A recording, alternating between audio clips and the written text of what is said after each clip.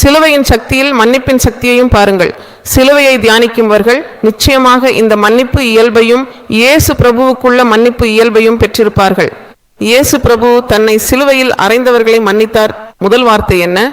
தந்தையே, இவர்கள் என்ன செய்கிறார்கள் என்று அறியவில்லை, இவர்களை மன்னியுங்கள் என்றார். இது எவ்வளவு பெரிய மன்னிப்பாகும்! அவரை அடிக்கிறார்கள், முதுகை கீறுகிறார்கள், தலையில் முள்ளின் கிரீடம் வைத்தார்கள், மேலும் கைகள் கால்களை சிலுவை மரத்தில் பெரிய ஆணிகளால் துளைத்தார்கள், பக்கத்தில் ஈட்டையால் குத்தினார்கள், இரத்தம் அனைத்தும் வடிந்துவிட்டது. அவர் சிலுவையில் தொங்கிக் கொண்டிருக்கும் போதும் ஒரு கெட்ட வார்த்தையோ ஒரு குறைச்சலோ எதிரிகளை வெறுப்பதோ அல்லது சபிப்பதோ எதுவும் நாம் காணவில்லை. அதுவே அந்த சக்தி என்பதுதான். அந்த மாதிரியான சக்தியை அவர் மீது நம்பிக்கை வைக்கிறவங்களுக்கு கூட கடவுள் அருள் புரிவார். கடவுளுக்கு ஸ்தோத்திரம்.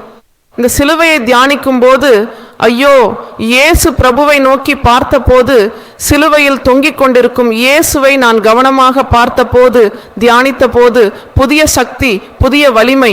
ஈவன் எவ்வளவு எனக்கு துன்பம் வந்தாலும், சோதனை வந்தாலும், என்னை வார்த்தைகளால் காயப்படுத்தினாலும் அவர்களை உடனே மன்னித்து நான் மீண்டும் வெற்றிகரமாக முன்னே செல்லும் அந்த வலிமையை, ஆன்ம வலிமையை நான் பெற்றுக்கொண்டேன்.